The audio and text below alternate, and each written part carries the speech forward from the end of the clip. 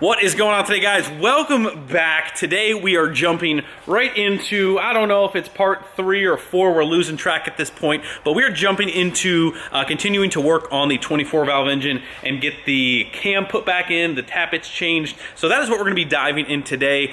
Just to recap the last video, we kind of pulled everything apart, and today we are going to start putting in some new parts. So where we're gonna start is, you can see we have our little half tunnel here where the camshaft usually goes, and we actually pulled one of the tappets out of the first one here, but we're gonna go ahead and undo all of our wooden dowels that are holding our tappets up, and we are going to kind of bang them out, retrieve all of them, and we're going to go start with the process of putting the new ones in and fishing through there. This does require a little bit of patience. It's a little time consuming. After the new tappets are in, we can go ahead and then put the cam back in. So we did make an executive decision over the last couple days. A lot of this mess was coming from that factory puke bottle, even up here, and also from the front main. I was thinking about changing the block to case gasket and possibly even doing the oil pan gasket. We're going to deter from the way normal Greg would. Normal Greg would kind of really insist on changing that, even though we may think that it is still good, which I don't really know that it's bad, and maybe going and chasing all of this is gonna eat up time, or maybe it's gonna bite us in the butt. Either way, as much as I normally would change those gaskets, we're just not gonna dive into that. We're gonna get this thing back on the road, and honestly, I really don't think that those gaskets are leaking or gonna give us a problem. And again, maybe I may be wrong, but that is the plan. We are sticking to it. We're gonna try and get this thing back up and running and back on the road as soon as possible. So that is where we are starting. So the case is actually going to stay on. The vacuum pump, the power steering is going to stay on. We're gonna go ahead and put our new VE pump back on. Also, I forgot that we are going to be changing this gasket, the side tappet cover gasket as well. We can actually go ahead and start with that, because that is actually going to give us good access to the new tappets up in here, and well, you get a little better shot of what's actually happening inside the engine. So we're actually going to start there, pull that out, and I'll show you guys a little bit of the inside of the engine here if you're unfamiliar with what that kind of looks like, and we will go ahead and see how far we can get tonight.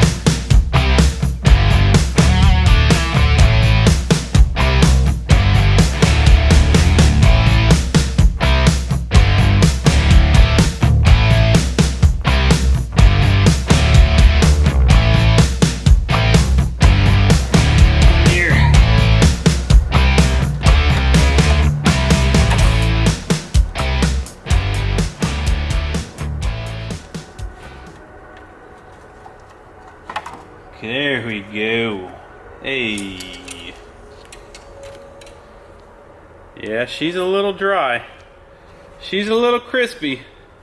Alrighty, and here we are, just a little bit of time later. You can actually see the ends of the tappet sticking basically through the block. You can kind of see how the block is almost constructed with the cam tunnel right here, the tappets riding on the cam. These are where your push rods, I mean, imagine the wooden dowel is your push rod and then goes up into your cylinder head. I know a lot of guys will actually hold the tappets. You can kind of see right here, that is the end of the tappet. Let me grab a new one so you can kind of see what I'm talking about. Here is a new tappet, and what you're seeing is basically from my finger up, that is what you are seeing down inside the block, and that's where the wooden dowel smashed into. So that is just a little bit closer look. That gasket definitely needed to be changed. I'll show you that. Here is the old gasket. It's pretty hard, pretty brittle. This one actually seems like it might come off in one piece, but a lot of times they break off. One key thing to note when you are replacing this gasket is that they do have a front and a back. The front, this little tab here, and I'll show it to you guys on the new one, it actually says front right here. So this would be towards cylinder number 1, and they do have like a thicker and a thinner side, and I'll show you guys on this one as well. So as you can see, the thicker side of this gasket goes towards the side of the engine.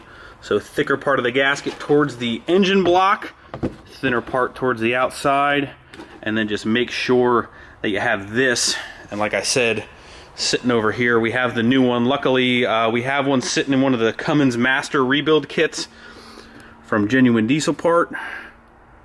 That says front. So while we have that off, I'll show you guys the next step is with your little tray in here. This is how you're basically getting the wooden dowels off of the tappets. You're kind of just slamming them like that. And again, depending on how hard you really drive them in there, there we go. Wooden dowel comes out. This kind of gets pushed down into the tray. Go to your home. Sometimes you might have to push it down there. Boom. All right, and there you have it. And now you just got to go fish it out with your little magnet and your little hook. And we're going to go ahead and do that for all 6 cylinders, drop all of the tappets out, and then the new ones will kind of just go right in place. We're going to lube everything up really well. But that's a hearty first step right there. All right, again, the Cummins part number kit that we're going to be using here, there's the part number right there, come on. That pretty much has all of the wooden dowels. If you don't want to go make them yourself, you can go get them yourself, but it comes with this extra long dowel with this hook on the end of it, and that is what we're going to kind of use to fish out the tappets. It's pretty easy to get the first cylinder. You kind of just stick this in here. You kind of got to push them on their side, and then you kind of just hook them from behind and just drag them out. Make sure your tray stays nice and all the way towards the back. You do not want one of these to fall into the oil pan, but that's the process. This big hook thing or like a long magnet helps get them out. So we have 2 of them out total. And there you can kind of see a little bit of what the wear looks like after, well, maybe you can if this thing would ever focus, but kind of looks like a mirror. Not a whole lot of wear on that baby.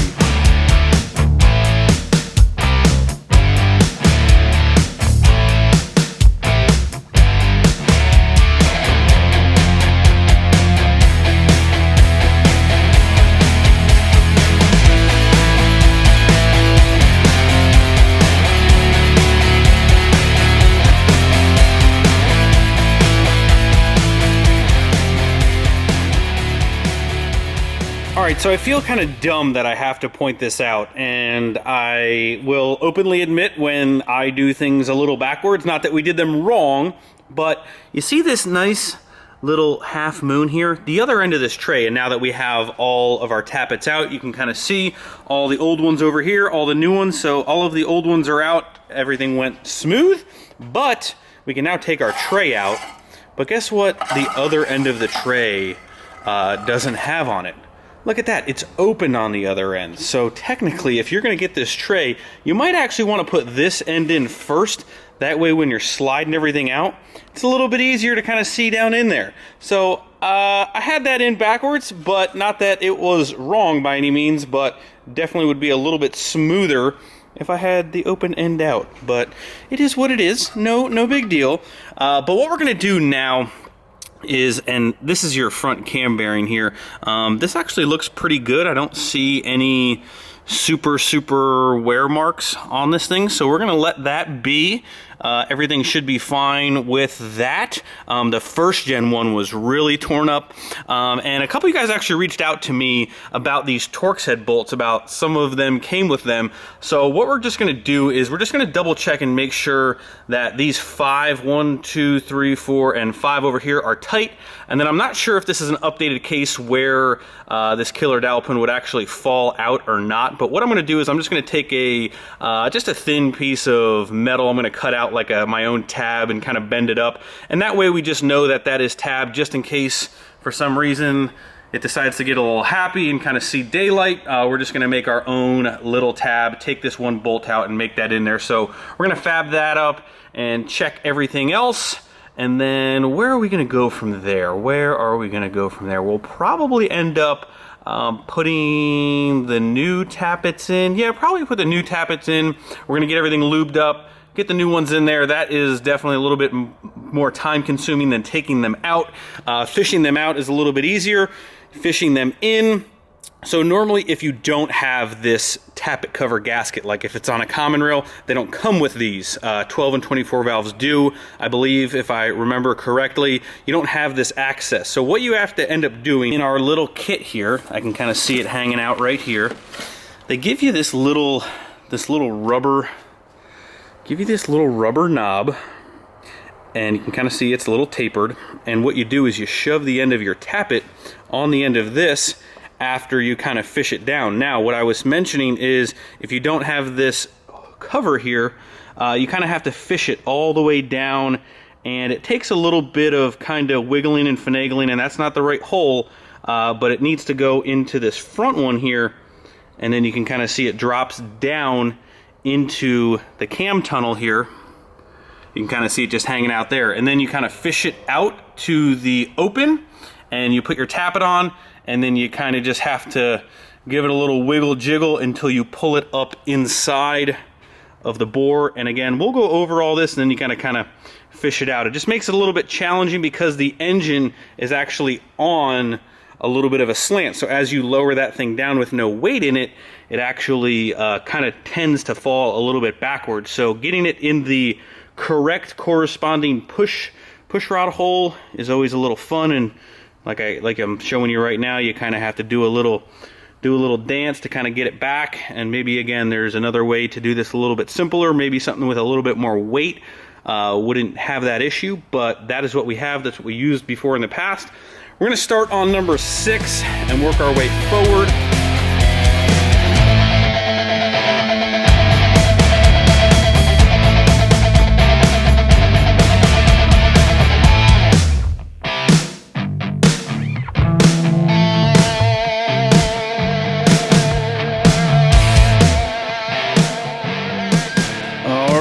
Check it out.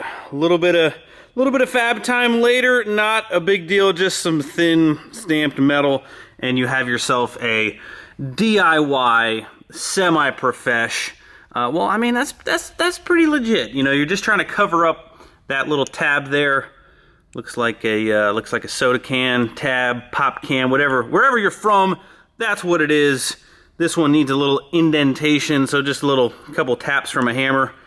And you're just trying to cover the hole. That's it. So, and it's thin enough, the bolt is good, and we can just go ahead and put that in. I did find the rest of these bolts were, I wouldn't call them loose, but they were not as tight as I probably would. Dang phone. So I ended up taking them out, cleaning them up, brake cleaning them, and then red Loctiting 1, 2, 3. I'm gonna do this one, and then 5 over here. So after that, we will be good with the bolts, and we can move on to the tappets. So cross that off the list. Just double check the oil pump bolts because we're going to leave that baby in there. These things really don't fail all that often, and only with 170,000 miles, we're going to let that ride as well. So onward we move, boys.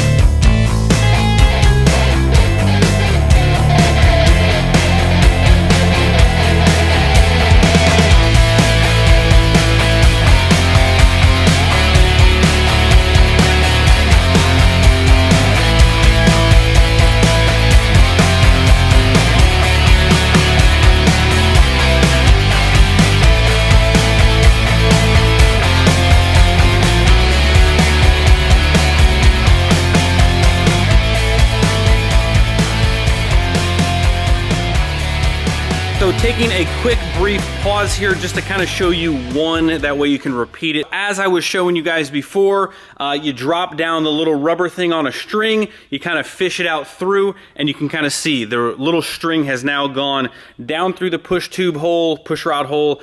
You could even go from the side here if it makes it a little easier, but honestly it just kind of makes it easier to kind of guide it down into the corresponding correct hole. But as it comes out, you can see you kind of push this little snubber and into the fresh tappet, and then what we're going to do, and I'm going to try and do it with one hand, is you're then going to kind of pull on this string, and you can kind of see it's going to slide that baby all the way back up inside there. And then when it kind of gets to the end, it does need to actually go from laying down to kind of up, so it does take a little bit of kind of jiggling. It has literally just enough room to kind of go straight up and then in. But as you pull it back, you can kind of see. I'm going to try and do it. Let me grab our little light here. Put you guys down right here.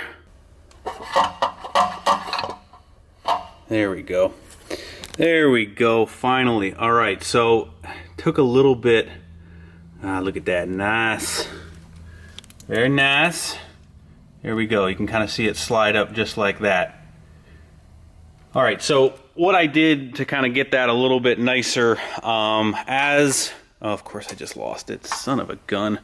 All right, so what I did is as I was trying to pull up, I kind of just wiggled this tray back and forth just ever so slightly. That way it can find its way home. And of course I just lost it. Oh, there it is. All right, so once you kind of pull it up just like that, you can leave it up. As the tappet is pulled up, you can then go ahead and flip this over like that, kind of resembling like the cam is, and then you can go ahead and let that down, and you can see it will only go down. It will only go down so far until it rests right on top of that. Then what you're going to do is you're going to go ahead and pull on that. A little tension there. Pop! Your little thing is going to go away, and then you can go ahead and grab one of your short wooden dowels. And I know some guys actually hold them from the actual tappet cover as well. You kind of can use like clothesline things there and kind of hold them from the side. I guess it doesn't really make a difference, whatever makes you comfortable.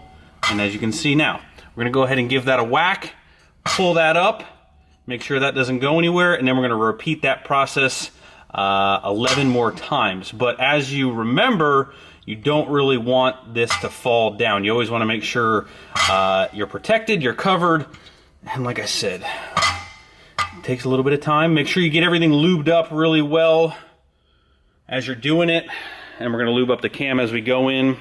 But then this one, once that gets tied up, we can go ahead and flip this around, and that one is secure. Bada bing, bada boom.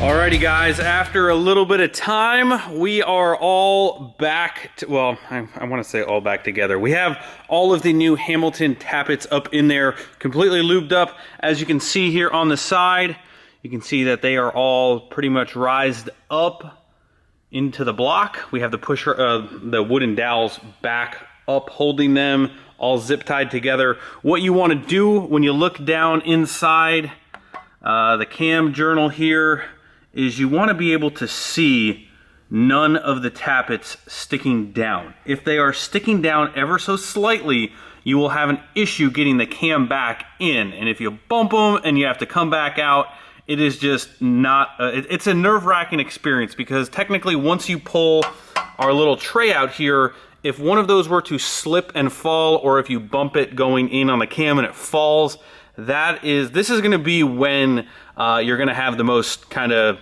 chance of that possibly happening. So you want to make sure that these are hammered in good. You want to make sure they are pulled up tight. They have no chance of falling when you pull this tray out. So that is pretty much where we're at. Everything has been double checked. We're ready to pull this tray out, but first we are going to lube the crap out of this Hamilton 182/214 camshaft that is going in this truck. Again, this is a completely drop-in cam. You don't have to do anything with the pistons. You don't have to fly cut them.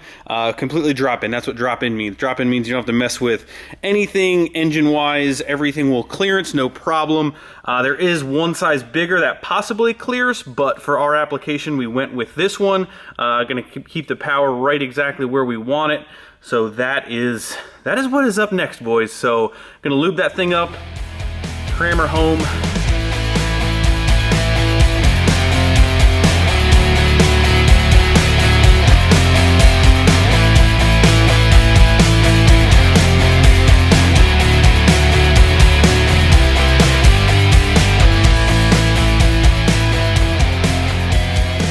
My camera dies right at the end, right at the glory moment, but cam is in, everything is good. Make sure you guys line up your marks here with the 0 on the crank, double zeros on the cam gear. We'll have a 0 here, and then on the VP44 gear, we'll have 2, just like on the end of that one, showing you exactly where you need to be. Make sure you are lined up with this gear. That can throw you off. If you're almost to the end, you want to make sure you're still lined up with this one, because you'll kind of get right to the end, you're like, crap. So we have to put our cam retainer in. I just kind of stuck it all the way in just for now, but this thing is actually in really good shape. Barely any wear on this, so this will go back basically right behind this and kind of ride right there. That's actually what fell the first time. So we're not going to do that again, but we're going to put that in and then also red Loctite those bolts going in right here and right here. So that's pretty much all we have left to do. And then the cam is in. We got her good and lubed up, and she's ready for action.